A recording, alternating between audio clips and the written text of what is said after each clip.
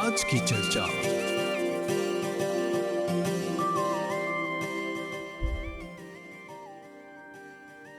सभी को नमस्कार और आदाब। आज की चर्चा इस प्रोग्राम में आप सबों का हार्दिक स्वागत हम करते हैं और हमारी टीम में है अपर्णा, उरुसा, कादेर, रत्नमाला।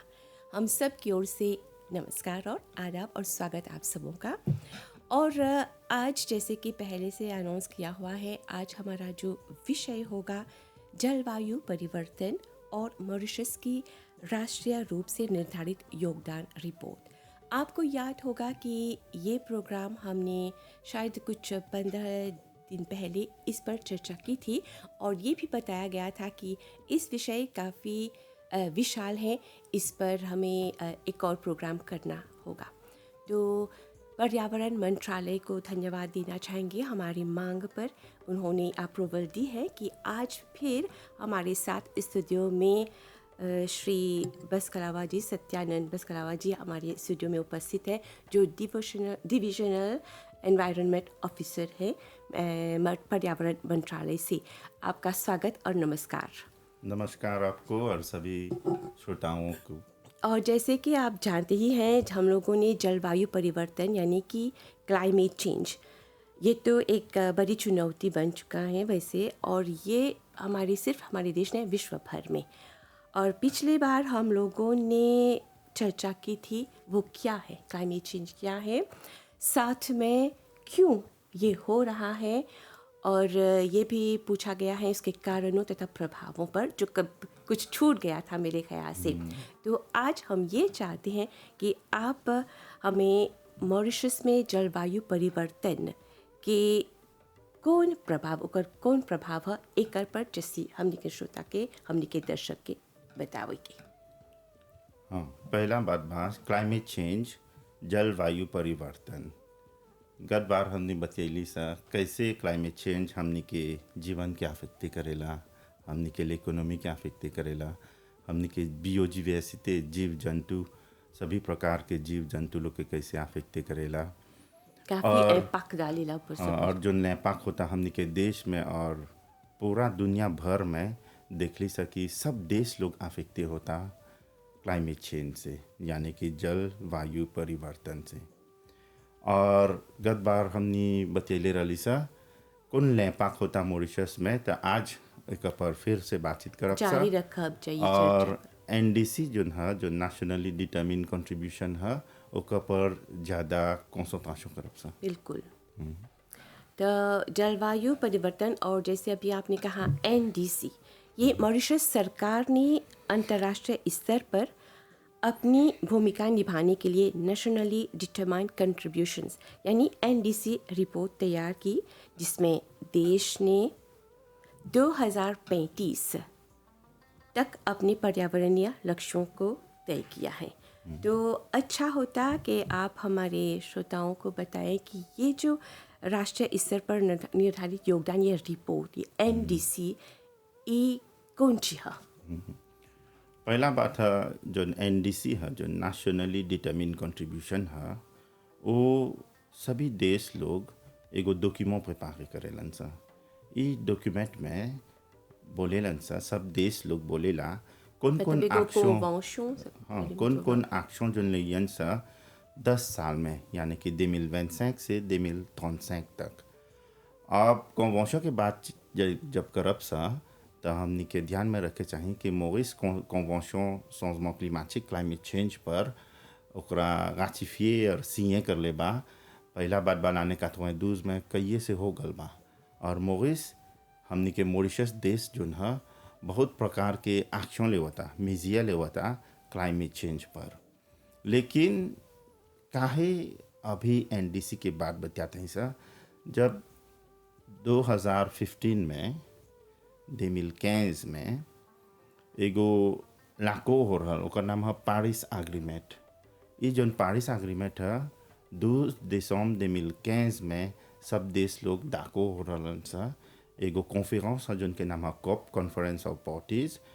और जितना देश लोग है कन्वेंशन के सिग्ने कर लेवन सा, लगभग दुनिया के सब देश सिग्ने कर लेवा, प्रेस के लाओ 190 पे लोग सिए करलन से सब कन्वेंशन लो चेंजमेंट क्लिमेटिक पर। तो पेरिस एग्रीमेंट जोन है ई बोलता सब देश लोग के चाहिए बोले कि कौन कौन कदम ले हवन सा क्लाइमेट चेंज के पर जमें हमनी के देश अफेक्टे उतना नहीं हुई। अच्छा। जैसे कि ओतेम अडाप्टेशन कैसे अडाप्टे हो सा विभिन्न प्रकार के जोन सेक्टिया बा और मिचिगेशन अटेन्यूएशन जोन के बोलीला सा कैसे गाज आले फेस देसे जिमिनिए करब सा। लेकिन है कि अगर ये के आई के अगर ये हाँ। हमनी के देश जोन एगो छोटा देश है जोन बोलीला सा स्मॉल आइलैंड डेवलपिंग स्टेट यानी कि पेची एता en voie de développement ये बहुत vulnérable है कंपेयर करब से जोन दूसर देश जोन जोन डेवलपे हवन सा हमनी en voie de développement सा और बहुत छोटा है सा तो ई कारण हमनी बहुत vulnérable है सा। और काहे ज़्यादा vulnérable है सा हमनी समुद्र से ओतुवे है सा चारों तरफ चारों समुद्र तरफ ढर। पानी बा और समुद्र के नीवो जोन बा मोटे होता। तो हमने के जोन जोन कोचिया है जोन बोला में जितना कोई रहेला अफेक्टे होई। और हमनी के देश उतना ग्रीन हाउस गैस नहीं एमिट करता लेकिन दूसर देश जो एमिट करता हमनी के देश पर प्रभाव पड़ता। तो वही से ई एगो प्रॉब्लम नेशनल नहीं है एगो प्रॉब्लम रीजनल नहीं है ई एगो प्रॉब्लम इंटरनेशनल है। तो वही से सब देश के चाहिए अब बोले कि कौन कौन एक्शन लेवत हवन सब पसकिर है जोन पेरिस एग्रीमेंट है एगो टारगेट डले बा। अच्छा। ओकर लक्ष्य है कि जितना एक्शन लियल बा और लियल जाए सभी देश पर से चाहे टेम्परेचर जो है तापमान घटाई के मान लो ओकर मोटाशन चाहिए 2 डिग्री से कम रहे के और सकब सता 1.5 डिग्री parce que जोन सीड्स है स्मॉल आइलैंड डेवलपिंग स्टेट्स वो लोग जस्ती vulnérable है और वो लोग प्रेशर डाले वन सा नेगोशिएशन इंटरनेशनल में कि चाहिए तापमान के बढ़े नहीं दे के प्लीज की 1.5 डिग्री। अब मॉरिशस कैसे अफेक्टे होला पहला देखल बा कि टेम्परेचर जोन है 1.39 डिग्री से बढ़ गल बा 1950 के लिए अब सा लाने कंपेयर करब सा parce que जब क्लाइमेट चेंज के बाद बतियाइला सा तो हमनी के चाहिए लॉन्ग टर्म देखे के शॉर्ट टर्म नहीं सकब सा देखे आज घमा करता काल कमती घमा करता पानी बरसता जस्ती हवा आवता कुछ होता है सब नहीं सकब सब बोले ई क्लाइमेट चेंज नहीं है ई लेतो है बोले सा जोन वेदर बोलीला सा जोन है ई लेतो क्लाइमेट चेंज देखिला सा एगो बहुत लंबा पीरियड में कैसे 1950 से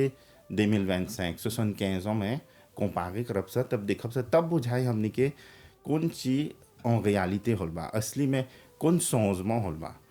तो पहला बोली सा टेम्परेचर बढ़ गल बा 1.19 डिग्री से मॉरिशस में और ग्लोबल टेम्परेचर राइज तापमान जो है दुनिया भर के और मोयन वो खाली 1.9 बढ़ल बा। देशे में जोन बारिश है जोन बोलिए सा प्लूवियोमेट्री जोन पानी बरसेला एक साल में 1950 से अभी कंपेयर करब सा देखब सा 8% से घट गल बा और जे है तंदसा कंटिन्यू होता लाने 2050 तक और 13% से घट जाए पानी। तो अभी बतिया थे सब पानी के प्रॉब्लम होता लास्ट स्ट्रेस होता रिजर्वोयर में कबो पानी नहीं बा चाहे पानी का स्प्रे नहीं करे के भी होला जब ढेर पानी आवेला तो और एक्सट्रीम होता कैसे बोला इनोंडेशन जैसे बोला फ्लैश फ्लड ये ज़्यादा होता देखा ऐसा कि लाने 2013 से 30 मार्च 2013 जो इनोंडेशन पोलवी में हो रहा वो पहला बार हो रहा जहाँ पर पानी एनमिट एडमी भर गल रहा और सब चीज़ डूबे लग रहा कैसे बोला जला बार हो गल बा और सब इकोनॉमी अफेक्टे हो गल रहा और कोनो आदमी जान भी गंवा दे रहा लेकर में। तो हमनी के देश हमनी के सरकार कदम लेवता मेजिया लेवता जमे है सब कैटास्ट्रोफ नेचुरल वन जोन होता और जोन क्लाइमेट चेंज से ज़्यादा एक्सट्रीम होता इस सब के से बचे के। और देखब सा कि जोन सी लेवल राइज है जोन निवो लामे है मॉरिशस में मोटे हो गल बा 4.5 मिलीमीटर से पर an और रोड्रिग में 5.8 मिलीमीटर पर an तो दिखत है ऐसा जब क्लाइमेट चेंज होता तो सगरो लामे मैम पहुँचते मोते नहीं होला, कहूँ पर ज़्यादा कहूँ पर तो कम। कम। अब जब लामे मोते होता तो जोन विलास रहेला गांव जोन बा समुद्र तट पर और जोन आदमी लोग रहेला और लोग अफेक्टे होला। और सेतु एगो जो कुछ बा और स्टॉर्म सर्ज यानी कि बड़ा बड़ा वाग जो ना होता वो आदमी लोग के अफेक्ट करा। सेतु जब सिक्लोन होला था और सुनामी ये क्लाइमेट चेंज से नहीं होला, मैं सुनामी जैसे अफेक्ट करेला दूसर देश में देख ले हैं ऐसा 30 मिल जिमुन से कि एक कुछ मर जाए कैसे दिमिल काट में देख ले रही सही से हो रहा हाल। भाई जी हमनी के ऐसे मॉरिशस के कैसे सकेला मदद करे, ये एनडीसी जो हमनी बता ले जा ये कैसे हमनी के मॉरिशस हमनी के देश के सकेला मदद करे, में कौन कौन सरकार की तरफ से कौन कौन कदम उठावता? बहुत प्रकार के कदम सरकार उठावता। पहला बतियाब से जब जोन गवर्नमेंट प्रोग्राम है, प्रोग्राम जी गवर्नमेंट जोन बोलीला सा 2024 से 2029 तक एकर में बहुत प्रकार के मेजिया डालल बा जोन मोरिस के क्लाइमेट रेजिलियंट कर दई। मान ला क्लाइमेट से सकबा बचे ओकर लैपाक जिमिनी करी और जोन हमनी के देश के ऐसन डेवलपमेंट पर आनी जोन बोलीला सा लो एमिशन डेवलपमेंट, यानी कि जोन कार्बन डाइऑक्साइड है जोन गाज आले फे देसे है ओकर एमिशन घटावत है सन। ई है पहला बात बा जोन गवर्नमेंट प्रोग्राम बा। देशम बा जोन बोली सभी नेशनली डिटरमिन कंट्रीब्यूशन बा ई सुमित करली सा हमनी UNFCCC सेक्रेटरिएट, यानी कि जोन कन्वेंशन काद है क्लाइमेट चेंज पर ओकर सेक्रेटरिया में हमने सबमिट कर ली सा ले 29 सितंबर 2025 की। अब बोलत रहा एनडीसी ई en gros का बोलेला, बस कि हमने के चाहिए जाने कि एनडीसी सरकार करता तो जनता कैसे कर में पार्टिसिपेट होता, बस कि सरकार ने से कि कोनो चीज़ करे जनता के ओकर सहयोग से। तो जब एनडीसी प्रिपेयर होत रहल मॉरिशस में हर साल ऑन अप्रैल के महीने में रेडियो में और न्यूज़पेपर में एगो अनाउंस डला रहा एक महीना तक जितना आदमी जोन जोन एक्शन प्रोपोजे करियन सा मॉरिशस के क्लाइमेट रेजिलियंट करे के, मान ला ओकरा क्लाइमेट चेंज से बचाए के तो सुमित करे के। तो ऐसे देखली सा जो मिलल? हाँ मिलल 27 प्रोपोजिशन मिलल बा जनता से और जोली जोली प्रोपोजिशन अच्छा जोन कैसे बोली सा इनलाइन बा गवर्नमेंट के पॉलिसी से, जोन पॉलिटिक गवर्नमेंट जोन बोली ला चेंजमेंट क्लिमाटिक पर कौन कौन पॉलिसी बा, कौन कौन स्ट्रैटेजी बा, कौन कौन एक्शन करब सा वो ओनली बा। और हई जितना प्रोपोजिशन मिलल बा हई मतलब सब एनडीसी में डला ध्यान में ले बाकी ये सब। तो ई बोलल जाला पुटिंग पीपल फर्स्ट। अच्छा जोनो काम करब सा जे कोनो डेवलपमेंट करब सा बोलीला सा डेवलपमेंट जिस डेवलपमेंट नहीं चाहिए आने के नहीं बोलीला सा आमेन डेवलपमेंट देवाऊँ लापोत अच्छा बा, मैं डेवलपमेंट चाहिए सुस्टेनेबल रह के चाहिए जुगाब रह के जोन के बोलीला सा सस्टेनेबल डेवलपमेंट। और सस्टेनेबल डेवलपमेंट लाई खातिर चाहिए आदमी के डेवलपमेंट के बीच में आने के, मान ले कैसे बोलीला सा mettre l'homme au centre du développement, parce que जोन डेवलपमेंट आए चाहिए सब कोई के हेरिटे हो के बेनिफिशियर हो के। तो यही से सरकार काफी लाभ सभी जनता लोग के बोलन अपन लीदे दे के कौन चीज कब से करे और हई सब लीदे दलाल बा एनडीसी में। अब एनडीसी जो है एगो प्लान एक्शन है, कैसे बोलेला से एगो मास्टर प्लान नहीं कर रहा, वो बोलेला 10 साल में मॉरिशस का करी ओते दुगो चीज बा अडाप्टेशन, डिजम बा मिटिगेशन। और दूसर बात बोली सा ई पेरिस एग्रीमेंट पर है जो लाको दे पारी जो कन्वेंशन सिग्ने कर लाई सा मॉरिस सिग्ने और राटिफिए कर ले रहल 22 अप्रैल 2016 में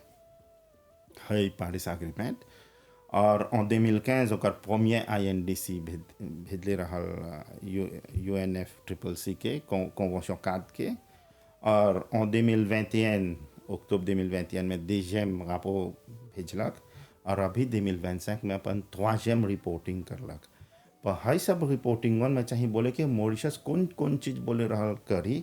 क्लाइमेट चेंज रेजिलिएंट बने के, और कितना प्रोग्रेस होल बा, और कितना रह गल बा करे के, और चाहे ज़्यादा एम्बिशियस रहे के। नहीं सकब से खाली बिजनेस एज यूजुअल नुपे न मुआये हमने के मीन्स ऑफ इम्प्लीमेंटेशन नहीं बा, बोलब सा फाइनेंस नहीं बा, फिनांसमा नहीं बा, टेक्नोलॉजी नहीं बा, मान ला, पहला यही आवेला कि और मुआये नहीं बा। कैपेसिटी बिल्डिंग नहीं बा। तो ये सब कोंथरें तो चाहिए रिसोर्सिया करे के, बस कि जोन विशाल देश जोन ज़्यादा प्रोग्रेस करवन सा डेवलप कंट्रीज जोन हवन सा, वो लोग के चाहिए हाई डेवलपिंग कंट्रीज लोग के एदे करे के, बस कि हाई सब जोन पे डेवलप कंट्रीज हवन सा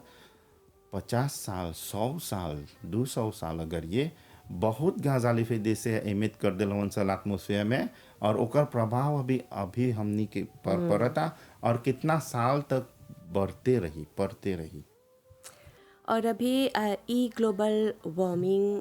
जैसे बतियाला, ई ग्लोबल वार्मिंग हमनी के कैसे जा सामना करे। अभी तो एमिशन गैस जैसे कुछ क्षण पहले बतियाला, तो एकर फ्रीक्वेंस मतलब कौन फ्रीक्वेंस बा एकर सब एगो जैसे सुझाव दी कि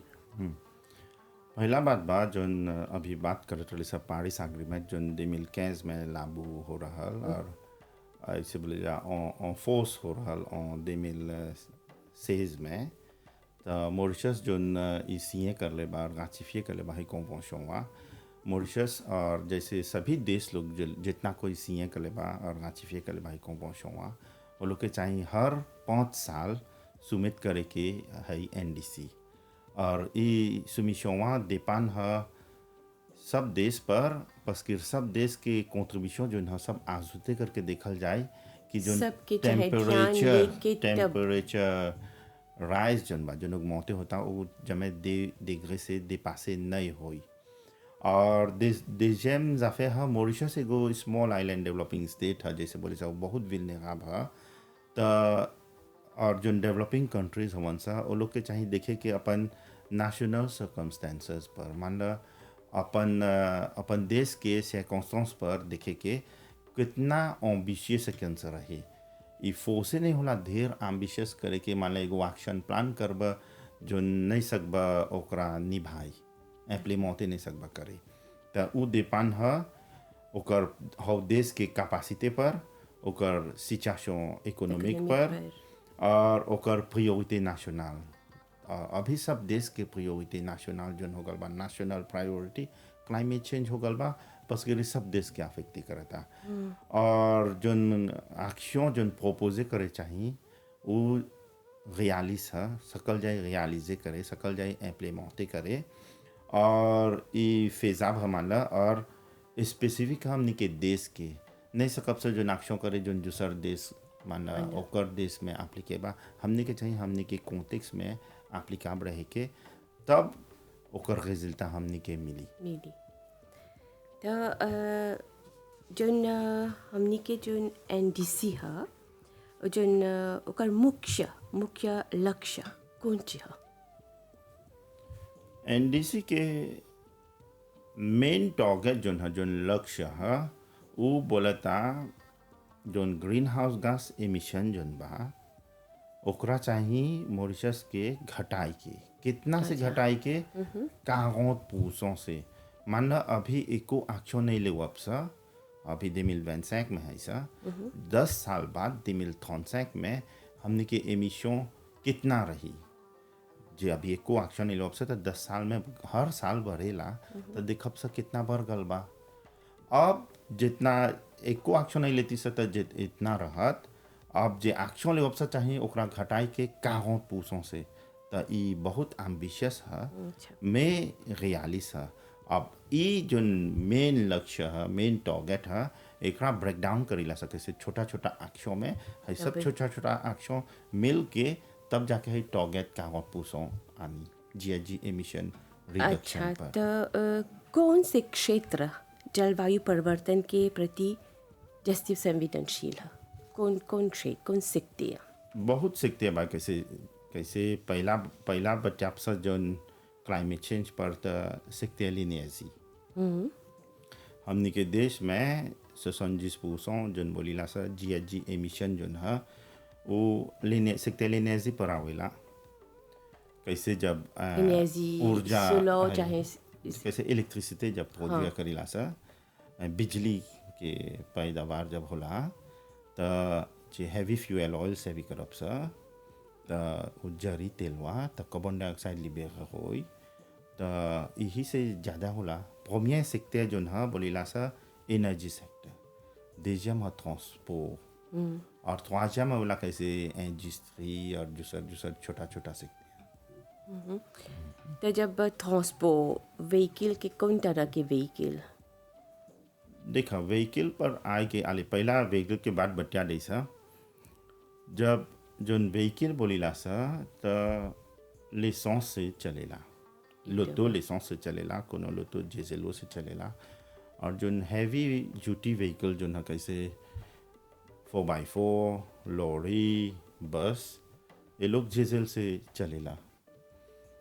त जब डीजल जरी लेसेंस जरी मोते में तब व्हीकलवा चली ना उगले होई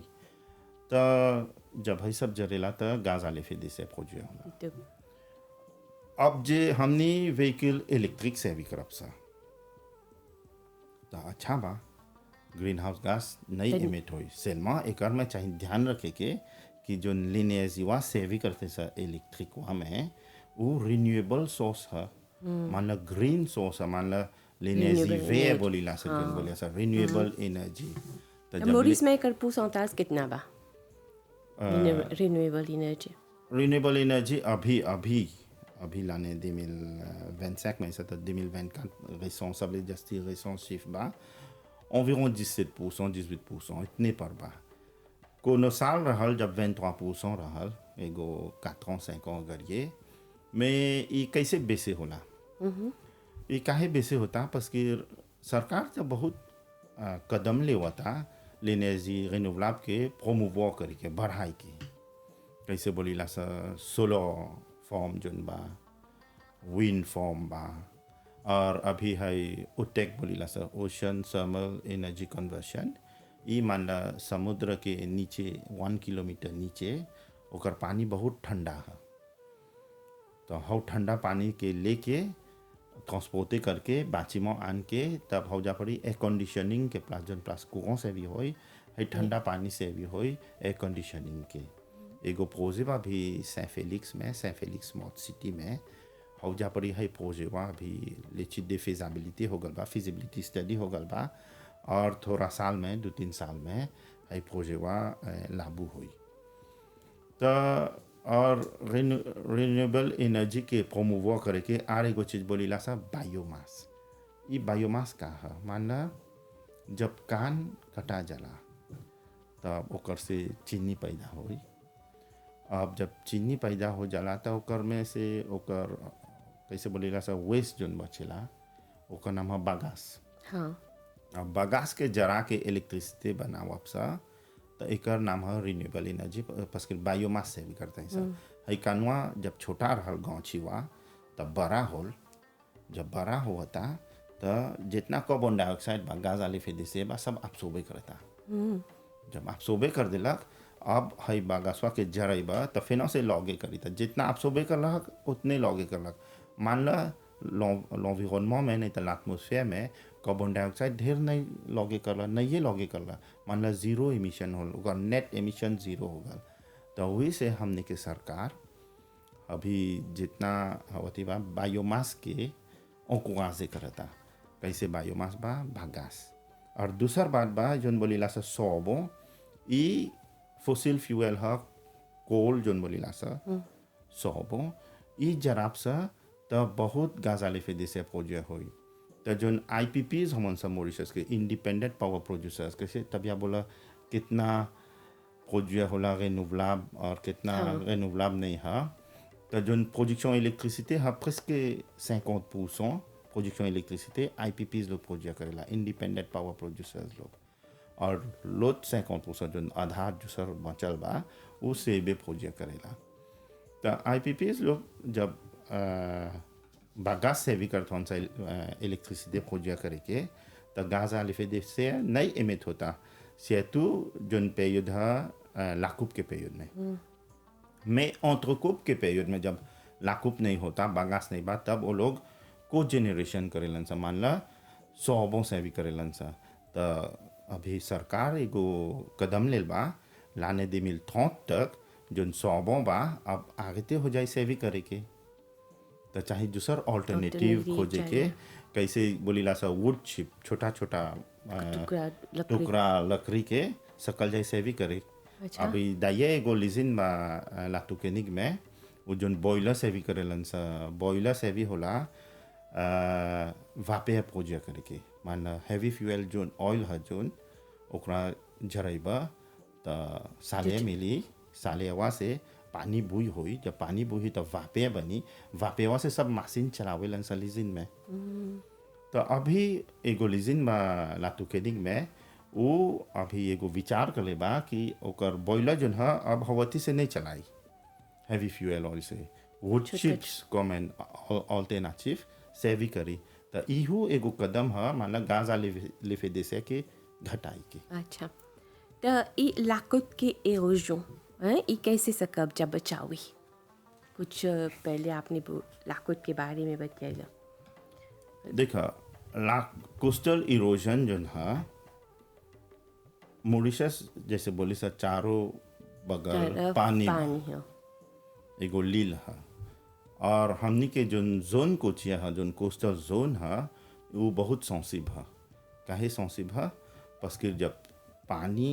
निवोला में मोटे होता सी लेवल राइज होता तो कोनो रीजन बा जोन बोला में बा डूब जाए अभी नहीं 50 ans में 100 ans में तो सिल्मो थोड़ा फिर थोड़ा भी- होता अभी हमनी के नहीं लौकी हाँ। मैं 50 ans में जब मिजरे करब सा तो देखब सा अभी देखल बा लाने 2000 से अभी ले 2025 में ढेर लाप्लास जोन रेट्रेसी हो गल बा लॉज है लाप्लास जिमिनी हो गल बा कोनो लॉन्ड्रोit में 20 mètres से कोनो लॉन्ड्रोit में 10 mètres से समझे पानी जस्ती इनलेन आवता धरती पर आवता और ये काहे होता पस्किर पहला बा सी लेवल राइज जोन क्लाइमेट चेंज से होता निवोला में उगमोते होता देजियम जोन क्लाइमेट चेंज है वो अफेक्ट करता हमनी के कोराई के हमनी के जोन प्रोटेक्शन एगो बॉय नेचुरल है जोन के बोले सा कोराई नहीं तो कोरल रीफ तो हो जोन ग्रोवागवन जोन आवता वो लोग नहीं सकता जिमिनी करे के ला फोर्स वन तो ई जोन वागवन आवता तो जस्ती इरोजन करता हाल ही में एगो लेचित कर ले बा मिनिस्टर दे l'environnement कोस्टल इरोजन पर और कोस्टल इनंडेशन इरोजन मान ला जितना बालू बा लामे के बो में सब बालू लामेर में चल चल जाता चल कैसे जब एगो बड़ा सिक्लोन हुआ था देख हाल ही में अभी रेडियो टीवी में सब सुननी सा कैटेगरी 5 सिक्लोन कौन कौन देश में कितना देगा करता तो औसन प्रकार के सिक्लोन आई तो सब बालू जन बा चल जाए लामे बह जाए लामे में में। और एरोजन को अब जिकर घर वो लामे बा अफेक्टे होई घर से की गहने हो जाए हई पहला बार बा देशम पहला बोले सा इरोजन को कोस्टल इरोजन और कोस्टल इनंडेशन पानी और ज़्यादा आए तो हई जोन लेचिदवा होल बा ई देखले बा कि मॉरिशस के मैप प्रिपेयर होल बा जो नाम है कॉट अभी के 2050 के और 2100 के और ई सिनेरियो प्रिवॉ कर ले बा कितना लामे ऐसे कोनो लॉन्ड्रा में सकी 5 मिनट से पानी ढुके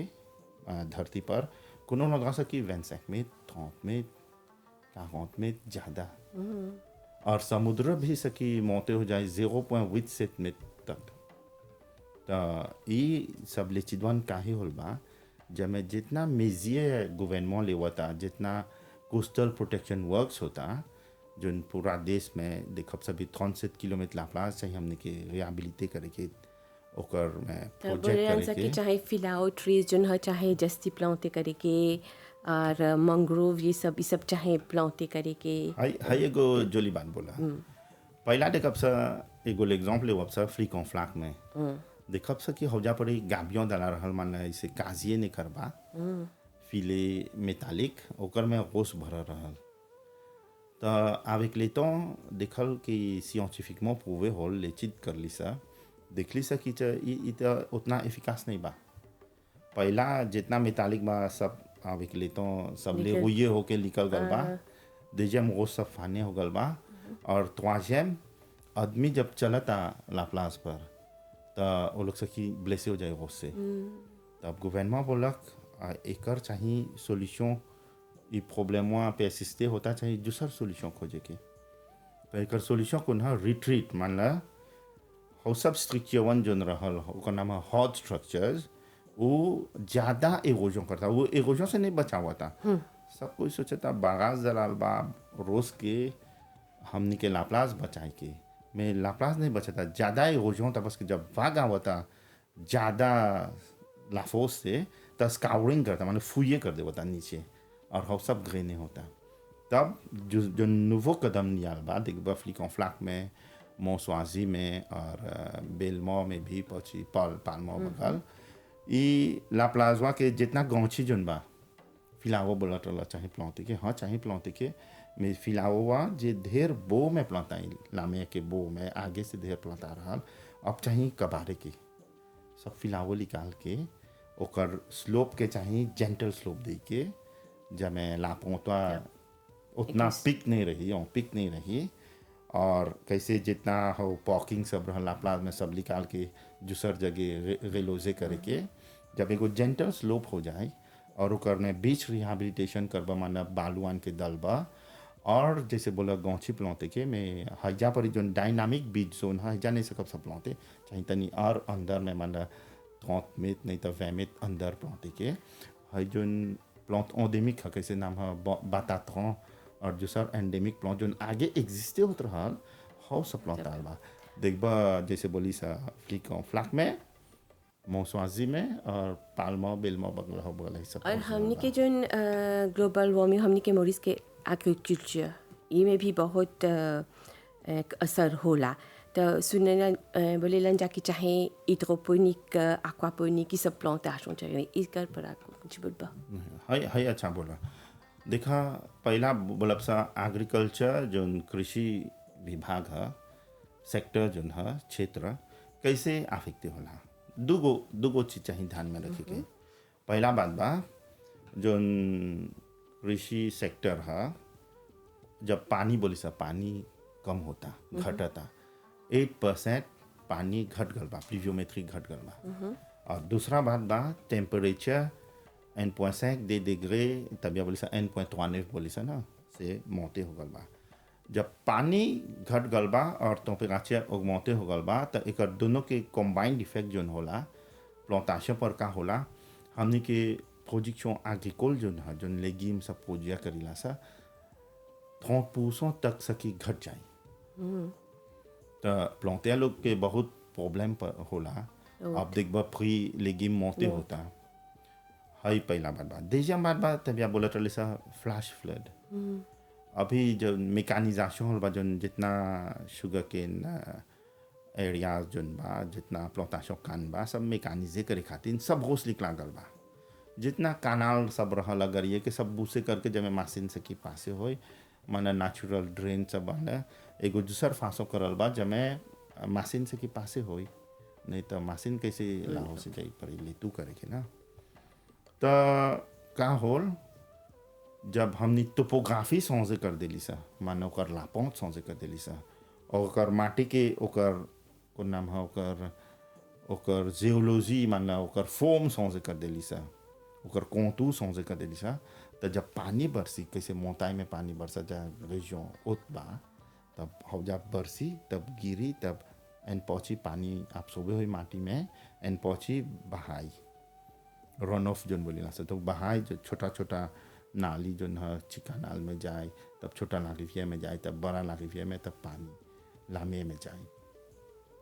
तो इसे अफेक्टे होला अब कैसे एरोजन जस्ती हुई जितना फैचिलिजों जो दली सा पोजिशन के सब फोन हो जाए जो बोले सब जिसेल बोली ला सब पानी में फोन हो जाए ना जिसेल तो वो दलाला पोजिशन ऑगमेंटे करे के तो वो बेसे हो जाए सब नाश नहीं होई, मान लो सब पानी में चल जाए और जाके हमनी के जीव जंतु जन समुद्र में रहेला तो सब वो लोग के मर जाए, अफेक्ट करे, कैसे affect करे। कोराई मच्छी और ओकर पर सेडिमेंट जन लाते या जन माटी लाबू सब चल जाए। काफ़ी असर पड़ जाएगा कि हमारे साथ बुरा बहुत समय नहीं है। हम यही उम्मीद करते हैं कि हमारे श्रोताओं दर्शकों जितने ये प्रोग्राम्स हैं बहुत सरल भाषा में आपने समझाया क्लाइमेट चेंज पर एनडीसी पर, तो अंत में क्या संदेश देना चाहेंगे हमारे श्रोताओं दर्शकों को? हाँ, ई एगो निमन बात बोला। सरकार अपन कदम लेवता जो नाक्शों जन माने के जन पॉलिसीज बा पॉलिटिक करता ओकर स्ट्रैटेजी बा ओकर प्लान एक्शन बा सेलमा है सब चीज़ों में वैसे नहीं हो अब सा जे सरकार के अलावा जे प्राइवेट सेक्टर अपन सहयोग नहीं दे, बस जितना इन्वेस्टमेंट होला जो रिन्यूएबल एनर्जी में ज़्यादातर प्राइवेट सेक्टर से आवेला, तो चाहिए पब्लिक प्राइवेट पार्टनरशिप करके ज़्यादा पूंजी पर। और दूसरा बात जो बोलीला सा जनता लोग एनजीओ Citizen और के सिविल सहयोग भी। सोसाइटी लोग वो लोग तब यहाँ बतियात रही सा एनर्जी पर कैसे कुआं जैसे बोले कैसे कुआं गैस पिए नहीं करके अब एनर्जी एफिशिएंसी अभी गत बार बोलत रही सा कि जे पानी और पानी energy, गैस पिए नहीं करे के electricity। इलेक्ट्रिसिटी गैस पिए नहीं करे के है सब चीज़ बोले रही सा। तो पागई चाहिए अपन बोन लाबिचित डेवलपे करके parce que bora l'habitude difficile à changer करके mais bon l'habitude facile है adopter करके और छोटा से करब सा और जितना छोटा लड़का बा ओकरा के सिखाब सा कैसे जो देशी जो है सालते जो सब बा पुबेल से भी करे के और कंपोस्टाज करे के घरे छत के पानी से भी करे के आगोजे करे के और जनता लोग के जेकर माटी बा सेकंड से थोड़ा प्लांटेशन करे के कैसे बोले सर किचन गार्डन और कंपोस्टिंग करे और जे स्पेस नहीं रही तो छोटा छोटा पौधा पोफले में प्लांटे के और जे ज़्यादा माटी हुई तो सेकंड से थोड़ा पेड़ पौधा प्लांटे के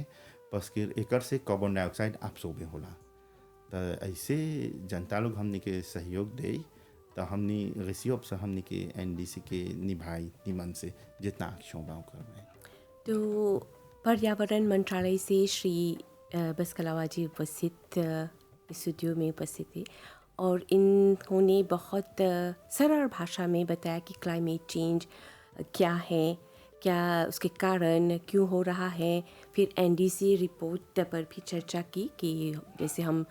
समझते हैं, पूर्ण आशा करते हैं कि हमारे जितने श्रोताओं और दर्शकगण हैं उन लोगों ने इस प्रोग्राम से मतलब काफ़ी लाभ उठाएंगे और बेशक आप लोगों के ध्यान के लिए बहुत बहुत शुक्रिया। फिर मंत्रालय को बहुत बहुत धन्यवाद देना चाहिए। एक और आप में भी एक और प्रोग्राम भी कर सकते हैं, ज़रूर आएंगे जैसे और प्रोग्राम जैसे ओजोन और जो सर बिल्कुल इस पर इश्यूज जो चर्चा कर सकते हैं। एनवायरमेंटल इश्यूज पर बातचीत कर सकते हैं। तो हमारी टीम में अपर्णा, उरुसा, रत्नमाला, कादेर उन सबको धन्यवाद देते हैं। एक और मुलाकात तक हमें आज्ञा दीजिए। नमस्कार और आदाब। नमस्कार।